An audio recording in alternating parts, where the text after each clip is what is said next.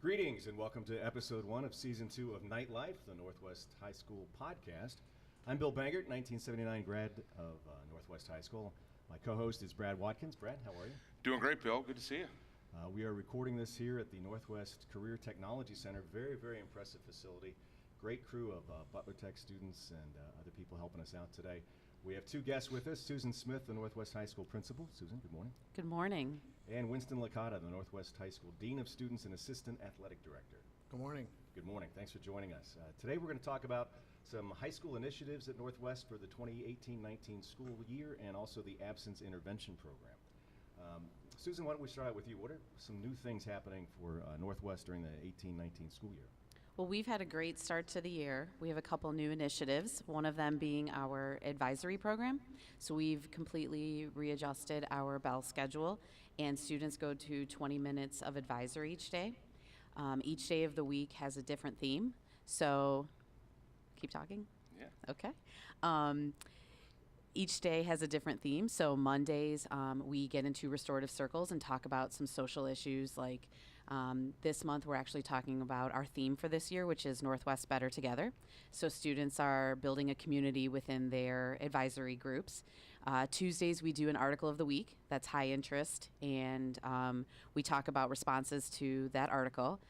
Wednesdays is our College and Career Readiness Day. So we have a program called Naviance, which is a very, very comprehensive program for students to basically have a plan when they leave high school. And we start with the minute they walk in the door as freshmen. Thursdays, we do grade checks and attendance checks. And one of our building goals this year is to improve our attendance rate, which I know Mr. Licata is going to talk about his program.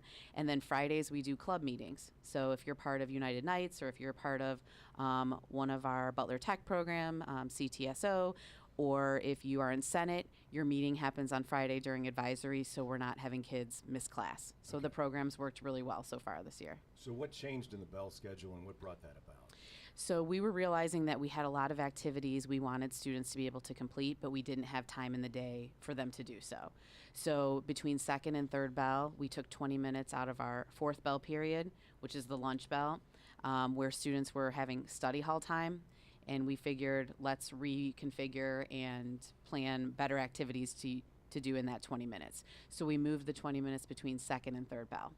Okay. So kids will go there every day between their second and third bell class. And our advisories are by grade level and then by alphabetical. So it's kids that you might not have class with, but sure, you're in advisory with them. So we're about 5-6 weeks into the school year. How's that gone? Have you seen any results, changes, anything you regret or whatever? Yeah, so change is difficult for both kids and staff. And I think we did a nice job of setting it up, the purpose of it, at the beginning of the year. We spent our entire first day of school in advisory. So we did a bunch of activities. We didn't even go to class that first day. So just to kind of start with that building community from the very first day. And we had several different activities, but a lot of them were team building and goal setting.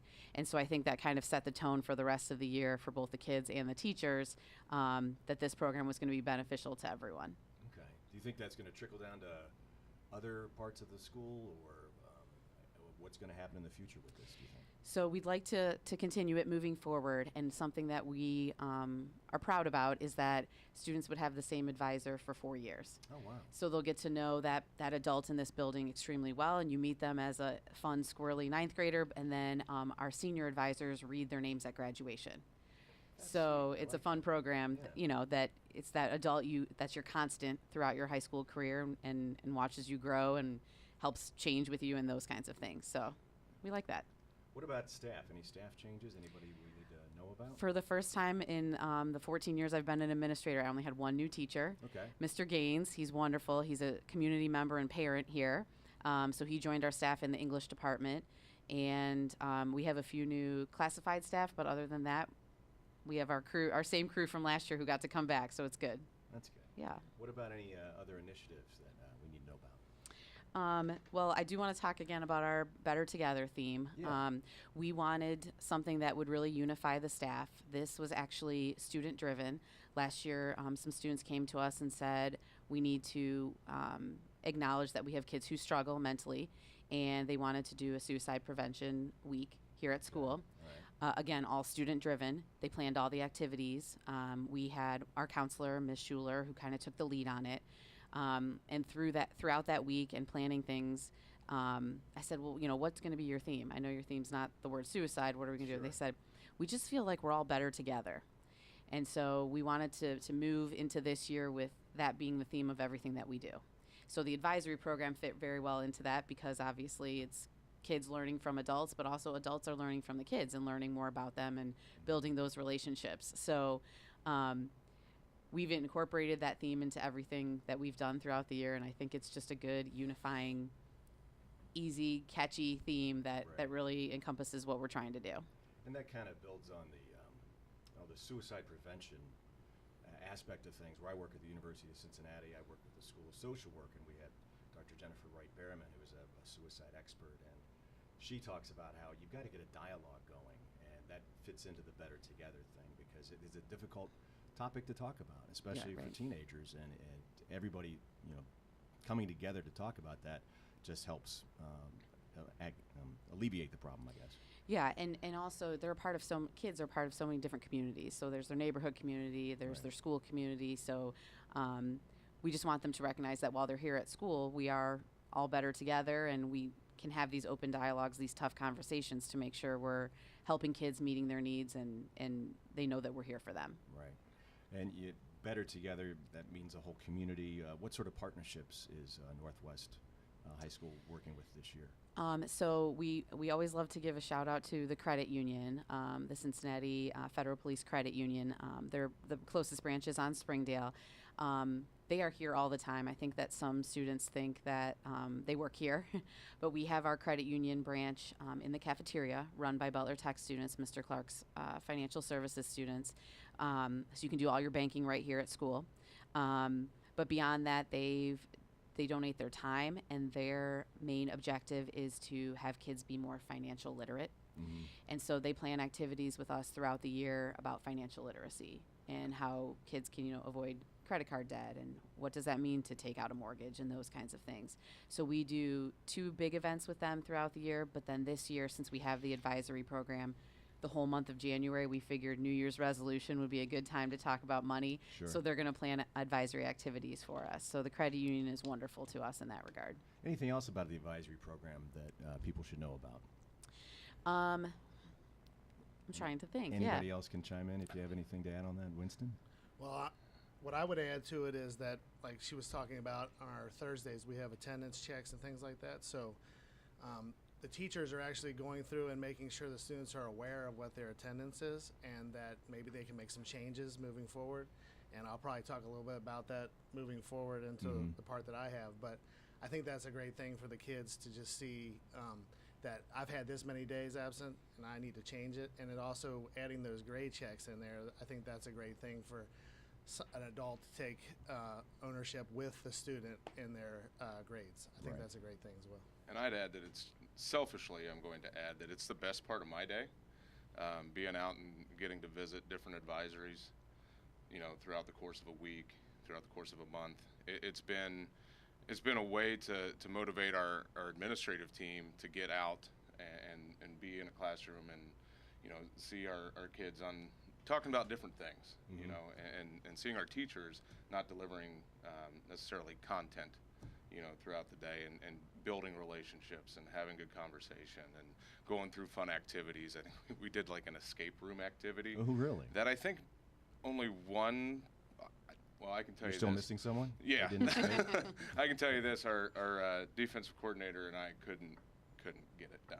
Really? Like we were lost. We couldn't guide the kids, so we didn't escape. But no, the advisory program has been, one of those things that reinforces the culture that has been built, over the last several years here. And Susan doesn't like when I brag on her, but it is truly through her leadership that we've been able to cultivate a culture that's allowed an advisory program to exist and to really move us forward with a culture first mindset and a student driven mindset. So there, I won't brag on you too much more. Thanks, I'd appreciate She's blushing. But it's been a lot of fun. It's a joy, I think, of our day to get out and about.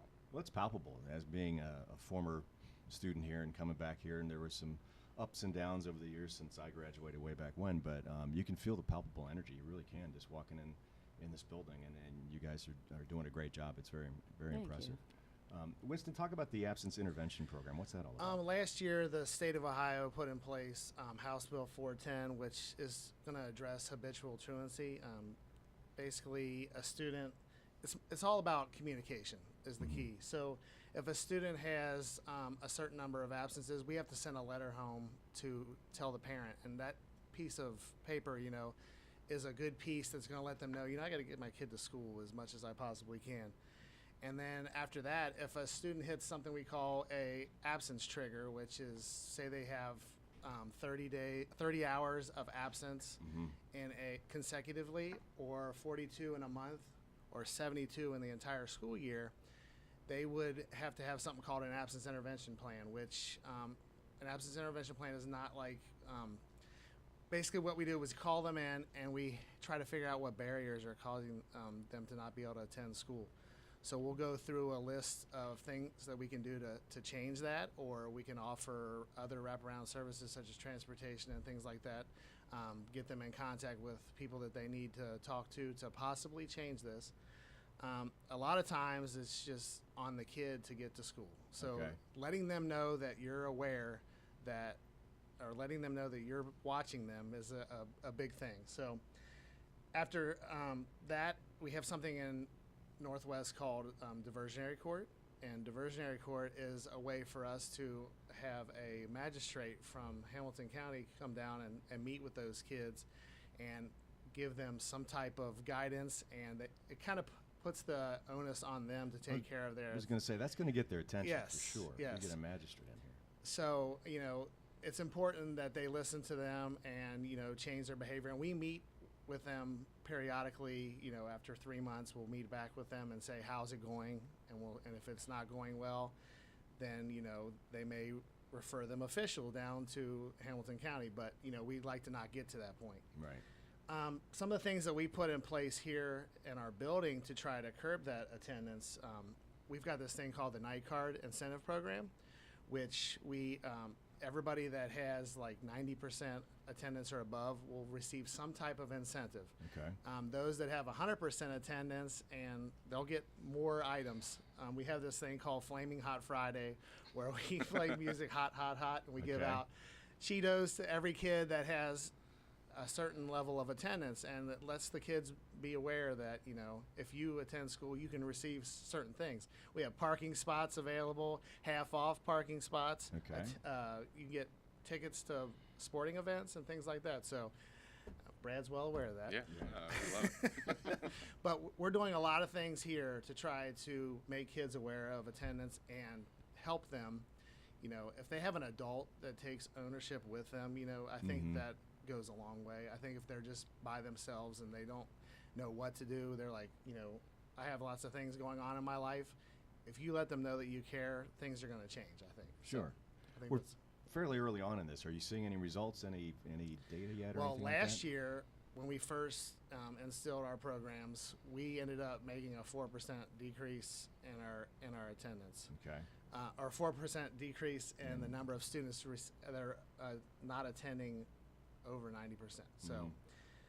also, good thing. yes, it's a very good Yeah. thing. Right. Sorry, I may not have explained it correctly, but it's a very good thing, and we're looking to do even bigger gains this year. So So we've made that one of our building goals, is to decrease the students who aren't attending at least a 90% rate. So that's the state of Ohio has given us that as a guideline, and we've implemented that here as part of our building goals. Right. So digging into that a little bit, as you go through this and you talk to the students who are having some attendance issues, do you uncover some problems that maybe you can address? Like, is there a family issue, or is there a bullying problem, or things like A that? lot Do of you- times it's transportation. Okay. So we have parents who work, different shifts and aren't able to bring students here at 7:40. So we see a huge decrease in attendance if it's raining or really cold or Okay, snowing. Sure. Kids are walking from a pretty good distance away to get to school. Just they don't have the means to have a ride here, and it's hard to look them in the face and say we don't have buses at the high school Right. in the district. So we try to help them problem solve. You know, is there a neighbor? You can start some carpooling. Who do you live by? Those kinds of things. You know, maybe you can't do drop off, but maybe you could do pickup for the kids in the neighborhood. You Okay. know, so we try to help them kind of coordinate those things. But that's our biggest barrier we see is transportation. Mm-hmm. Okay. Well, it's all about being better together, right? Right. I mean, Right. you got to work together to solve all these different issues, and Yes. sounds like you've got some programs in place that are really going to help the students. And if anyone's listening who owns a bus, I'd like to partner with them to help kids get to school. They just need to call the school and ask for me. I will work with them on. I just think taking one less barrier away. If we could just offer one other, you know, Sure. means for them to get to school, Right. I would feel better about myself. So, nothing is worse than if a kid wants to come to school and can't get there. Right. You know. Right. So. And as we talk about the absence intervention program, the Ferris Bueller's Day Off scene where he's like 9 times, he's going to be absent that many times. So Yeah. maybe an incentive could be a showing of Ferris Bueller's Day Off some Yes. Friday. I don't know, Yes. just Yes. an Good idea. call. Bradley, anything else we need to discuss? No, I think we hit everything. We've got homecoming tonight, so we're Okay. excited about that. We've got our parade, and we've got the Ross Rams coming in to the castle this evening, and you know, hopefully get a good victory for the good crowd tonight. So, no, we're excited about everything that's gone on and you know is going on this school year, and we'll just keep moving forward. I want Better to together. say thanks to Susan and Winston for joining us today, and Brad, thanks for being a co-host, and the great crew we've got here from Butler Tech. Absolutely. You guys do a fabulous job. And where are the various places that people can find this? We can find this podcast on iTunes, YouTube. I think we're going live right now, which is crazy. Frightening. And See why I was on radio, and not TV. SoundCloud. So we'll get SoundCloud, links. okay. Yeah, we'll get links out shortly, right? So Sounds yeah, great. it's gonna Well, be fun. thanks again. Thanks Thank you, everybody for Bill. joining us. We'll see you on episode 2 of season 2 of Nightlife. Great.